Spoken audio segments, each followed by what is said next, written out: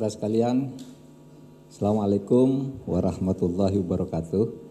Saya ingin menyampaikan pernyataan pemerintah atas puncak pengurusan. Saya puncak karena seperti naik gitu, ini puncaknya, nanti turun lagi mungkin masih ada hal-hal yang akan terjadi, yaitu kasus kematian Brigadir Joshua karena ditembak, bukan karena tembak menembak.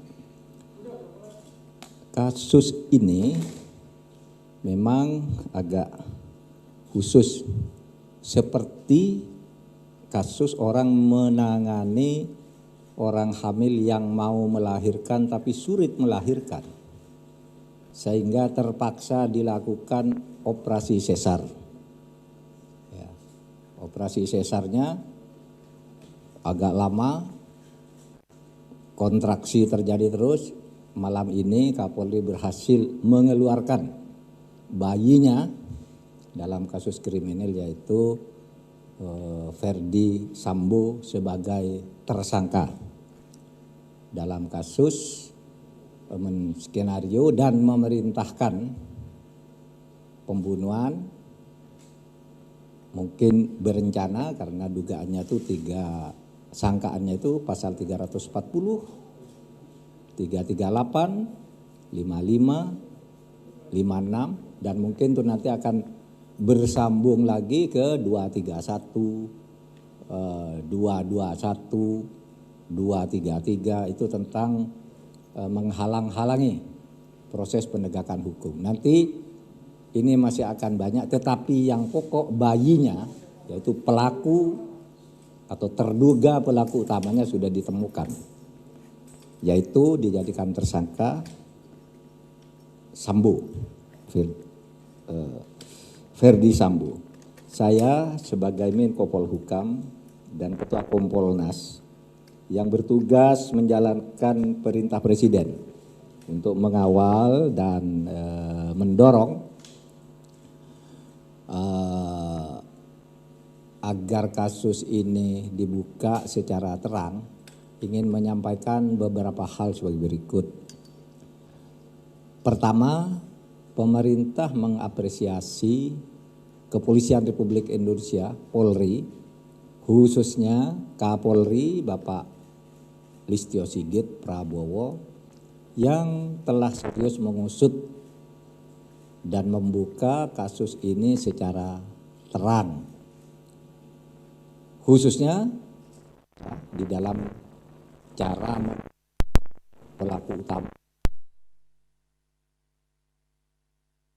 Orang dulunya ragu, mencungkil bayi dari perut yang sedang berkontraksi dan membahayakan sang ibu, tapi berhasil dengan operasi sesar. Malam ini provisiat untuk Pak Listio Sigit dan tim sus, para jenderal bintang 3, bintang 2, dan bintang 1, dan seterusnya ke bawah. Saudara, penetapan mantan Kadif Propam Polisi FS sebagai tersangka beserta 1 orang bintara tamtama serta 1 orang sipil, dan pengusutan lebih lanjut terhadap 28 personel polisi lainnya adalah bukti bahwa Polri senantiasa menjalankan amanah dan kepercayaan masyarakat. Polri adalah anak kandung Republik yang sungguh-sungguh mendengar masukan dan aspirasi publik.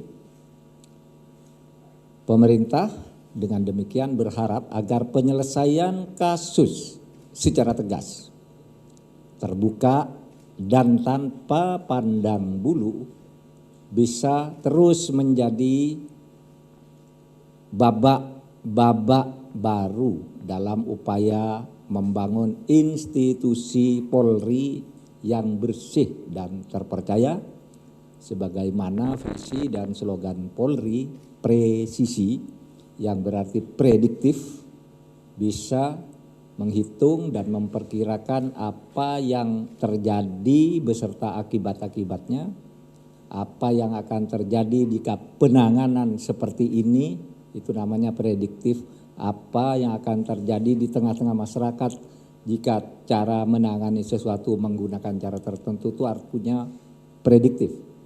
Responsibilitas, merespons setiap suara, aspirasi yang muncul dari media, dari LSM, dari pakar akademisi dan sebagainya, itu ditunjukkan sikap responsibilitas Polri dan transparansi. Transparansi itu artinya terbuka. Bisa dilihat kerjanya bahwa ini apa enggak main mata apa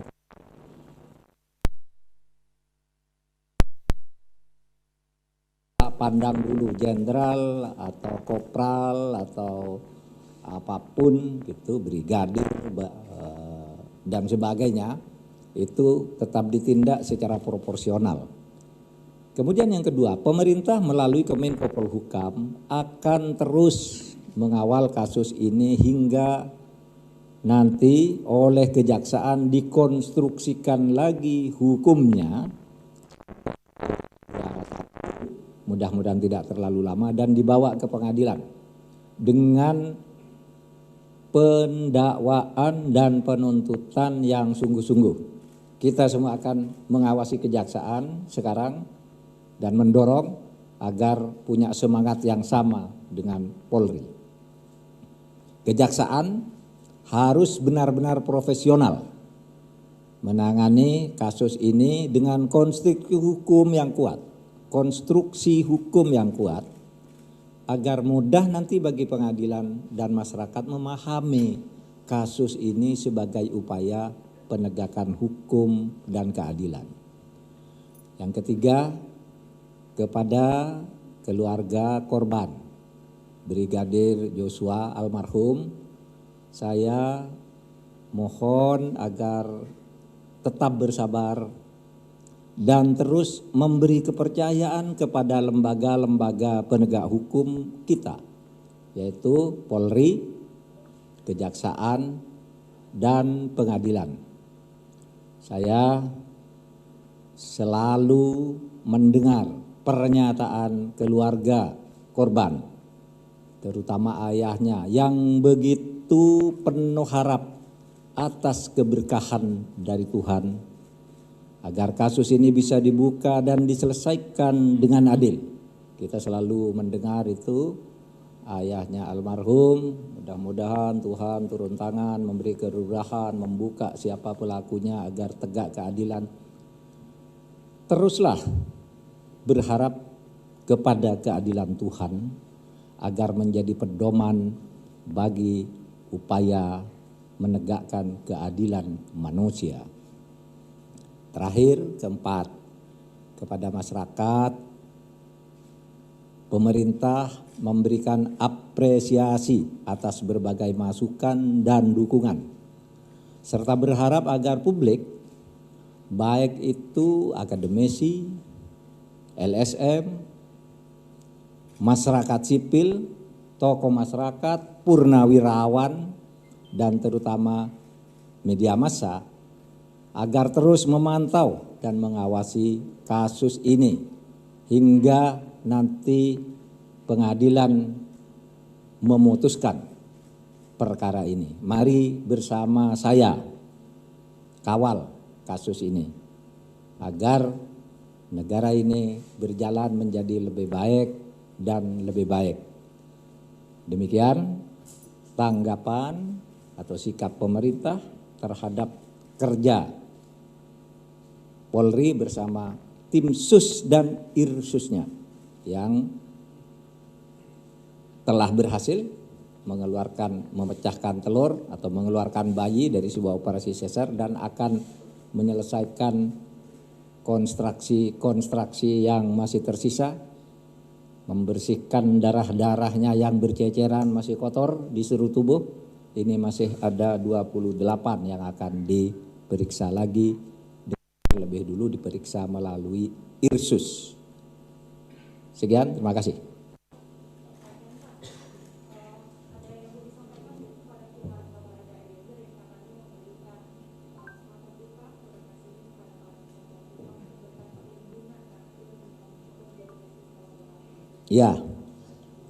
Ya, saya akan sampaikan secepatnya kepada Polri agar keluarga Brigadir Yosua almarhum, keluarga Mbak Vera itu diberi perlindungan yang proporsional. Pun melalui member ini saya juga sampaikan agar Polri memfasilitasi LPSK untuk memberikan perlindungan kepada Barada agar dia selamat dari penganiayaan, dari racun, atau dari apapun. Sehingga pendampingan dari LPSK itu supaya diatur sedemikian rupa agar nanti Barada E bisa sampai ke pengadilan dan memberikan kesaksian apa adanya, yang mungkin saja kalau dia menerima perintah itu dia bisa saja bebas.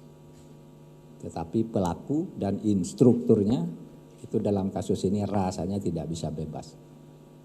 Kemudian saya juga berharap dan mengapresiasi pengacaranya Barada E yang dengan begitu baik mengkomunikasikan apa yang sebenarnya terjadi. Saya bilang Pak pengacaranya itu Pak Dio Lipa.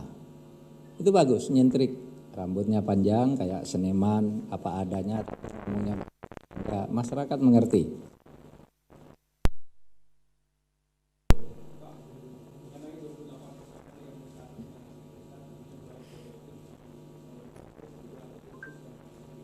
Ya.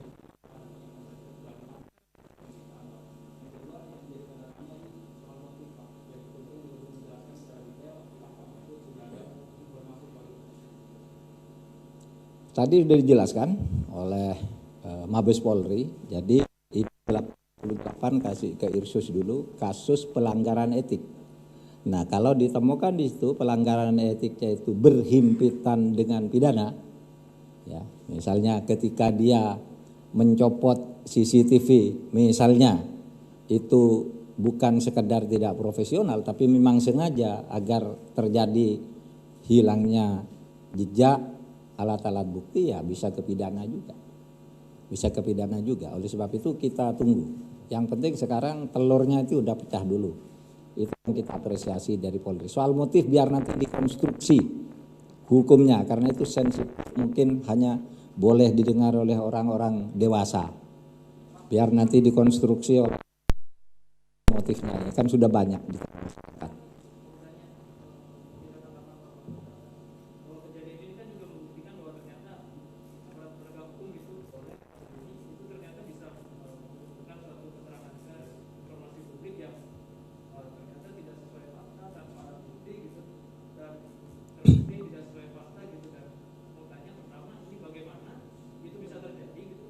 Itu yang pelanggaran etik itu tadi. Tidak profesional, pelanggaran etik, dan diperiksa oleh Irsus. Nanti itu semua akan diketahui. Itu tidak boleh memberi keterangan yang belum jelas. Itu kan, katakan terjadi tembak menembak sehingga yang satu mati, itu alat buktinya tidak ditunjukkan apanya, seperti cuma berdiri gini aja. Lalu yang satu bilang, oh itu ahli nembak memang, 4 tembakan kena semua gitu, seakan-akan meyakinkan, padahal itu nggak bisa nembak. Yang jago nembak itu yang meninggal itu. Kalau sertifikat yang ada di meja saya penghargaannya itu, yang ini malah nggak bisa gitu. Itu kan penjelasannya salah. Itu bisa pertama itu dinilai tidak profesional pertama, ya. Nanti sudah pasti itu tidak profesional. Nanti bahwa itu tidak kesengajaan menyampaikan fakta, itu jadi pidana, jadi berimpit antara disiplin dan pidananya, gitu. Nah, satu lagi,